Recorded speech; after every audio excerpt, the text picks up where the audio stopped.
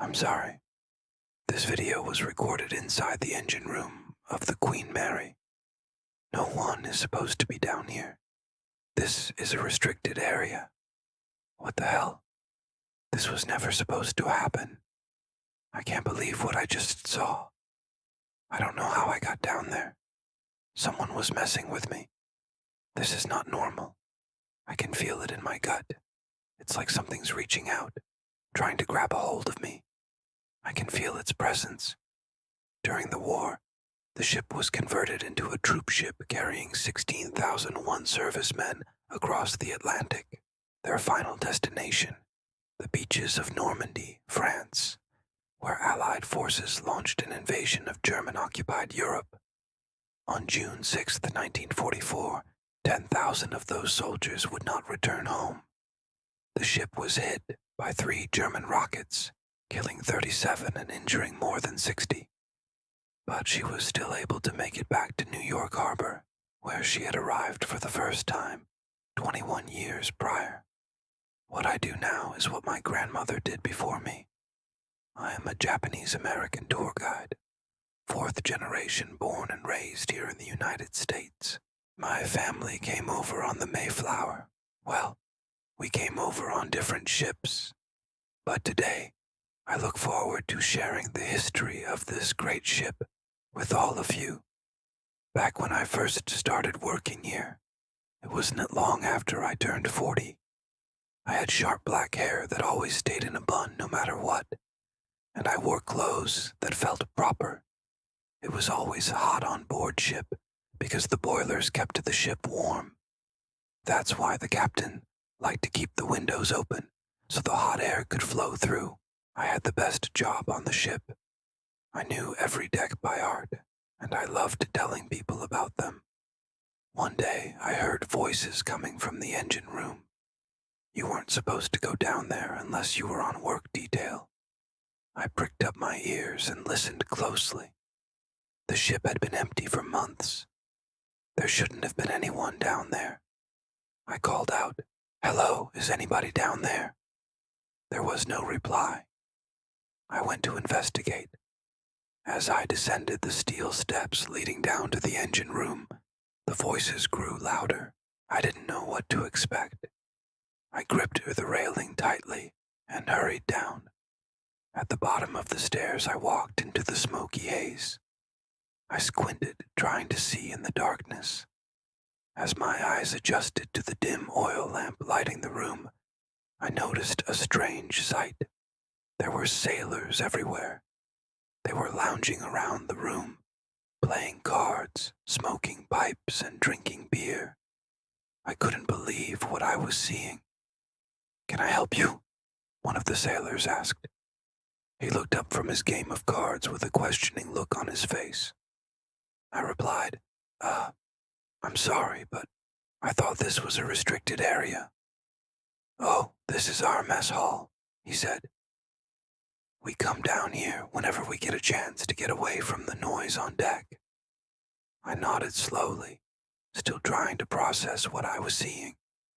How could these sailors be on the ship?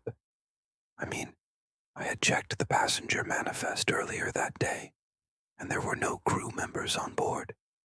Besides, this was supposed to be an empty ship. I started to turn and leave, but then one of the sailors called out, "Hey, where are you going? You haven't even introduced yourself." I stopped and turned back to face them. "My name is Yoshiko, but you can call me Rose." They all looked at me curiously. "What's your name?" one of them asked. "Patrick," he said, standing up and extending his hand. "Patrick O'Brien." I shook his hand. His grip was firm and strong. "And what brings you down here anyway?" another sailor asked. I don't rightly know," I replied. "I guess I was just curious."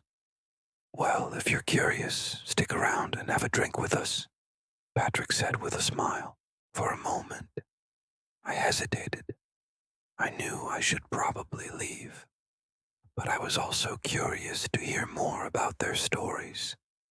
Eventually, I agreed and sat down with them. We talked for hours about everything from the weather to the food on board ship to the rumors of ghosts that haunted the Queen Mary. The sailors were a lively bunch, and they made me feel right at home. I learned that they had been on the ship for months, ever since it had been converted into a troop transport.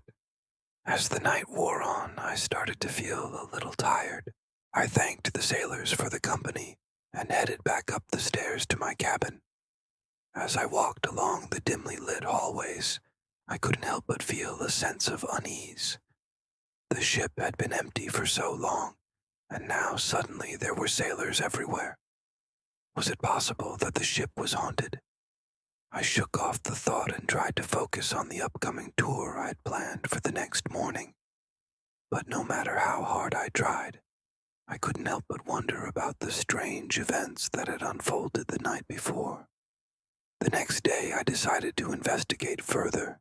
I went to the captain and asked him if he knew anything about the sailors I had seen the night before. He looked at me strangely and said, "Sailors? What are you talking about?" I explained what I had seen, but he just shook his head and said, "There aren't any sailors on this ship. You must have been dreaming." I thanked him and went on my way. But as the day wore on, I started to notice other strange things. The ship seemed to be changing each night. One night, the engine room would be empty, and the next day it would be filled with sailors. Sometimes, I would hear the sounds of music and laughter coming from the empty ballroom, and other times, I would see shadows moving in the corner of my eye. I tried to ignore it, but it was impossible not to feel a sense of dread, as the ship seemed to take on a life of its own. Then, one night I heard screams echoing through the empty corridors of the ship. I couldn't help myself. I had to go investigate. I found the source of the commotion in the first-class lounge. A group of sailors were gathered around, their faces pale with fear. In the center of the circle was a man who appeared to be injured. "What happened here?" I asked. One of the sailors turned to me and said, "I don't know. We were just playing cards when suddenly he started screaming and fell to the ground." I rushed to the man's side and knelt down. "Can you hear me? What's your name? Where are you hurt?" The man looked up at me with wild eyes and whispered, "Help me. They're coming for me." Before I could respond, he went limp and collapsed onto the floor. I screamed for help, and soon the entire ship was in chaos.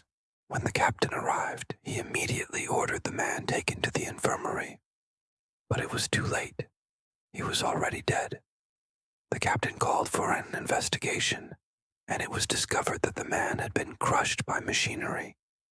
But that didn't make sense. The machinery wasn't turned on, and there was no way it could have moved on its own. The captain was baffled, and so was I. That night I couldn't sleep.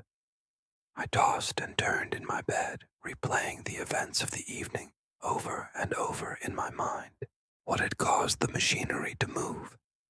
And why had the sailors been on the ship? I had so many questions, but no answers. Just when I was about to give up hope of ever finding out the truth, I had a sudden realization. The ship was changing each night.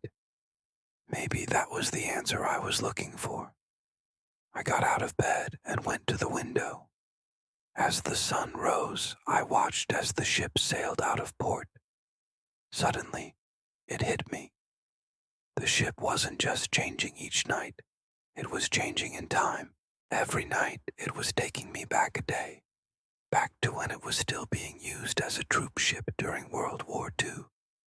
I raced to the bathroom and stared at my reflection in the mirror. My hair, it was longer now, just like it had been when I first started working on the ship. I had to get to the engine room. I had to warn the others.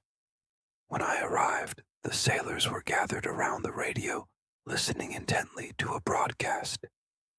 "Did you hear that?" one of them asked. "They've invaded the beaches of Normandy. I realized then that the ship was trapped in a time warp, stuck in the past, and I was the only one who remembered. The sailors had been sent back in time to fight in World War II, and the ship was taking them there every night. I tried to tell them, but they didn't believe me. They thought I was crazy. In the end, I was the only one who escaped the ship. Every night it takes on a new crew, sailors who are destined to fight and die in World War II, and every morning they vanish, leaving me alone on a ship that's changing with every passing hour. I can feel it in my gut. It's like something's reaching out, trying to grab a hold of me. I can feel its presence. If you want to hear more scary stories, stay tuned. Thanks for watching.